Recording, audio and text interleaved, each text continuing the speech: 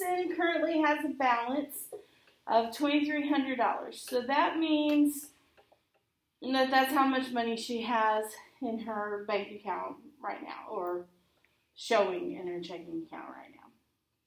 We're going to do the deposit slip first.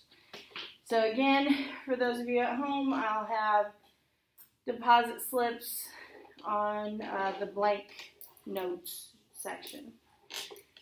Okay, so she is going to deposit a $425 and something dollar paycheck, a rebate check, which is what you get like if you go in somewhere and you buy a TV. Sometimes they'll give you a rebate check, but you have to fill out all this paperwork and send it in. And then they send you a check back, and see, what they're hoping is that you don't fill out the paperwork and send it in. It's free money. It's free money, but a lot of people just won't go through it. A personal check for $550. So that means somebody wrote you a check for $550. It's a personal check. And she wants to deposit that into her account. And she also wants to receive $200 in cash. So we start with the highlighted part, the $425.33. That's her paycheck, and she's going to deposit it. So we would put that not on this first line, because that first line is cash. Paycheck is going to be a check. So $425.33 goes on that second line there. Any checks never go on the top line. All the cash does. Also, this is Allison. So I'm going to put the date over here, 9/17/2020. The year that never ends. And then we'll worry about the signature here in a minute. And then we go back. She's also getting a $20 rebate check that she's depositing. It's a check. So we put that down below. Still in the lines for checks. And she has only one more check. It's $550.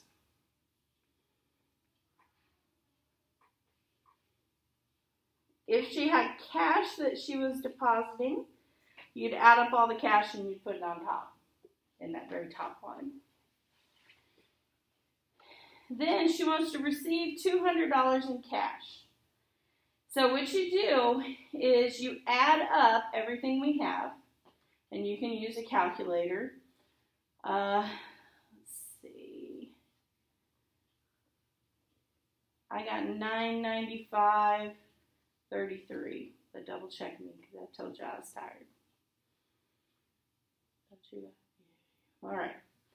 Then notice this part where it says less cash received.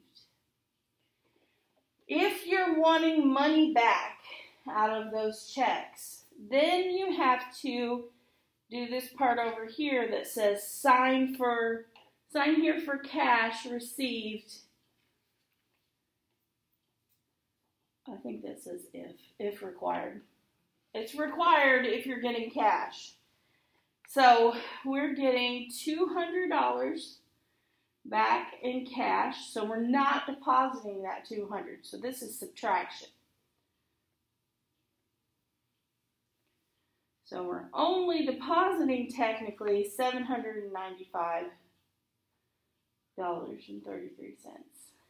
And then Allison, I don't know her last name, so I'm just going to sign Allison, would have to sign because she's receiving cash back. If she's not getting cash back, then you don't have to worry about signing. So we did that one first because now it tells us exactly how much we're depositing. Now we can put this on our transaction register. Ooh, you okay? Hopefully it's okay. Okay.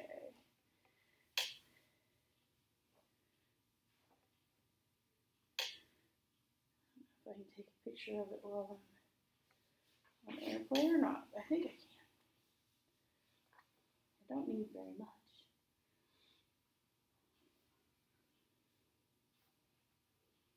Yeah, looks like it here. Finger out of the way here.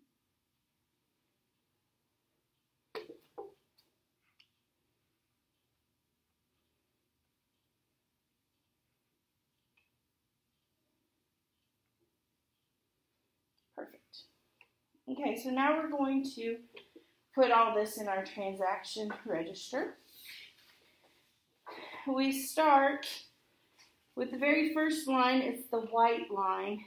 That would be, it's very small on mine, beginning balance. And that's from 917. That first column for number or code is if you're writing a check, then you put the check number there. If it's a debit card or automatic withdrawal or ATM fee or something like that, you can put it there as well. Now it's just a balance, so I'm just going to put it over here in the balance. You look back up at the problem. It was $2,300.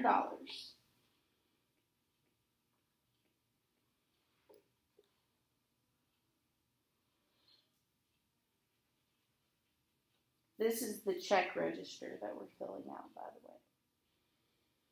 And even if you never write a check, you should still keep one of these because you're still going to use a debit card, which is like a check. And either keep a handwritten one like this, or they have apps online, or apps for your phone that you can download and do it that way too. Okay, then on 917, we made a deposit. Our deposit amount was $795.33.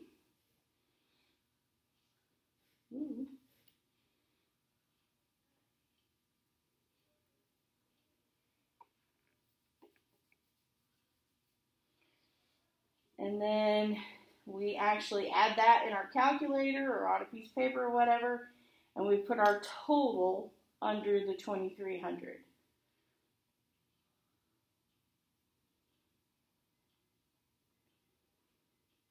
I got $3,095.33. Double check my math.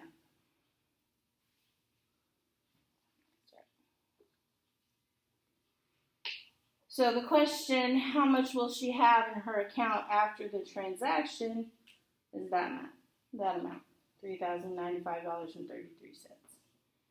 And she has $200 in cash. Not a bad day. Now what I would do, because we're going to use more of this transaction balance, I'd put a dark line kind of going through here. Oh, maybe not that dark. Just so you're separating what we had from what we're about to put, so we know it's a different problem.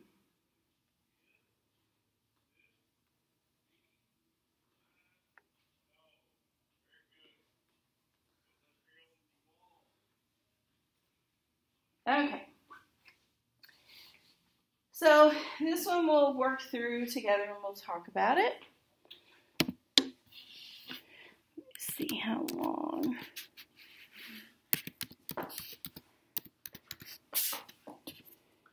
Ooh, not very long.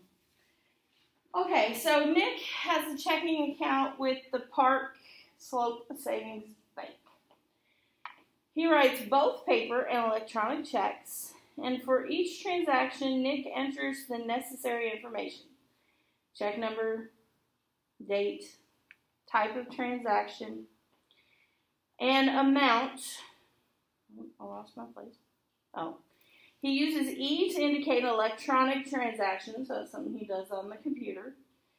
Determine the balance in his account after the Star Cable Company check is written.